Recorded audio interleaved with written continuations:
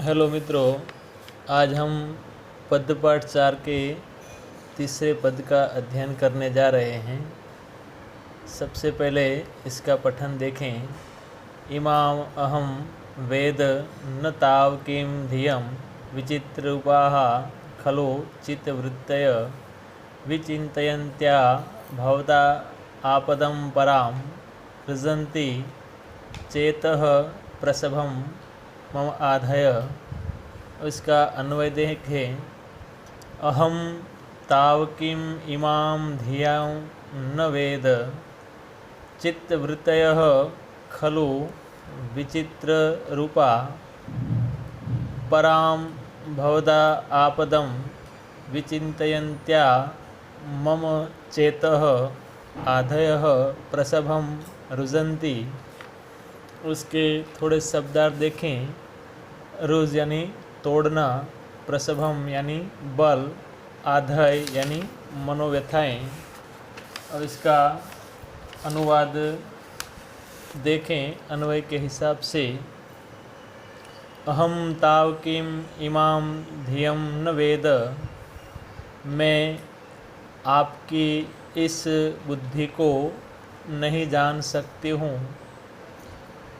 चित्तवृत्तयः खलु विचित्र रूपाः, वास्तव में मन की वृत्तियाँ भिन्न भिन्न प्रकार की होती हैं। परां भवदा आपदं विचिन्तयन्त्या मम चेतः आधयः प्रसभं रुजन्ति। आपकी बड़ी आपत्तियों का विचार करने वाली मनोव्यथाएं बलपूर्वक मेरे चित्त को भग्न कर देती हैं। यहाँ इस पद्य के अंदर द्रौपदी की मनोव्यथा देखने को मिलती हैं। युधिष्ठिर को उद्वेलित करने हेतु द्रौपदी यहाँ कहती हैं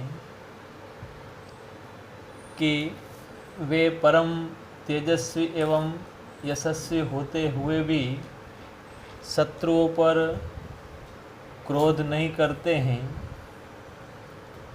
प्रतिशोध लेने हेतु उनके हृदय में वह उत्कट लालसा प्रतीत नहीं हो रही है। प्रत्युत वे शांति का आश्रय लेकर संकटमय जीवन यापन कर रहे हैं। वे उनकी इस बुद्धि को समझ नहीं पा रही हैं। इसलिए वह कहती है कि वास्तव में मन की ये वृत्तियां जो हैं वह भिन्न भिन्न प्रकार की होती हैं। इस विकट संकटमय काल में भी इस प्रकार का धैर्य धारण करके बैठना द्रौपदी के हृदय को और अधिक पीड़ा देता है। इसलिए द्रौपदी सहज रूप से कहती हैं कि लोगों की मानसिक स्थिति को एवं उनके विचारों को समझ पाना अत्यंत दुष्कर होता है। लोगों की चित्तवृत्तियाँ भिन्न भिन्न रूपों को धारण करती हैं। यहाँ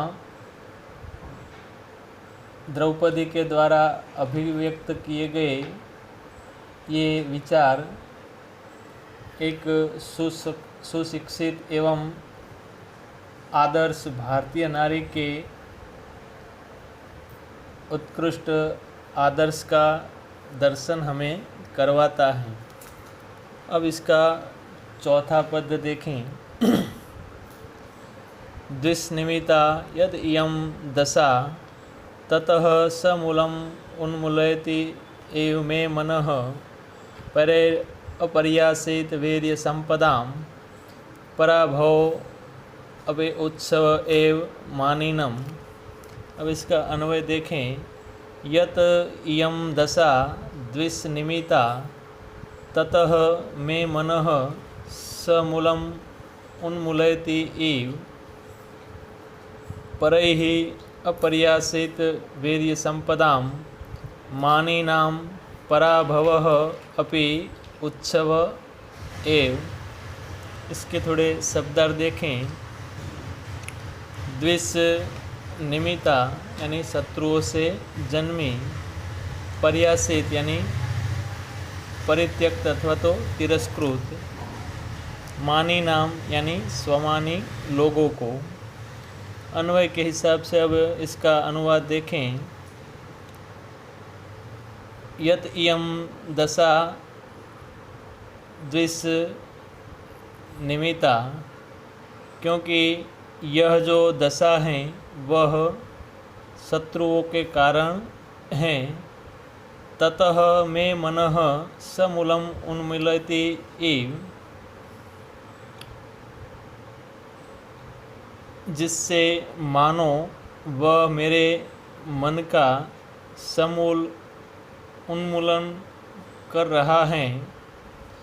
परैः अपर्यासेत वीर्य संपदाम मानीनां पराभवः अपि उत्सव एव।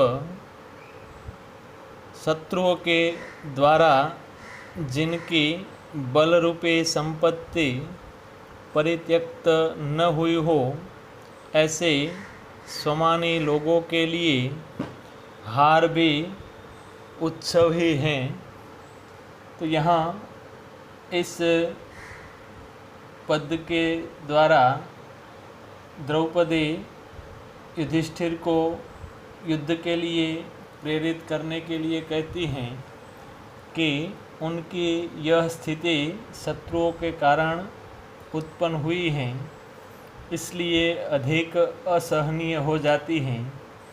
यदि यह स्थिति दुर्भाग्यवश होती तो इतनी दुखदायक नहीं होती। शत्रुओं के द्वारा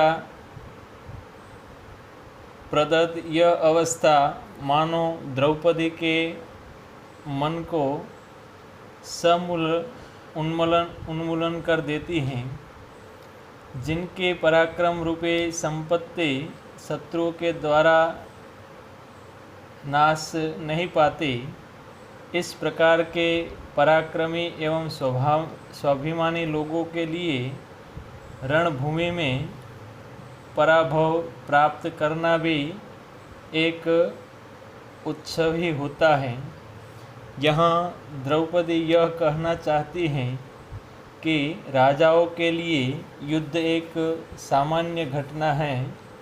इस प्रकार युद्ध में जय एवं पराजय के लिए भी क्षत्रिय सहजतया तत्पर रहते हैं।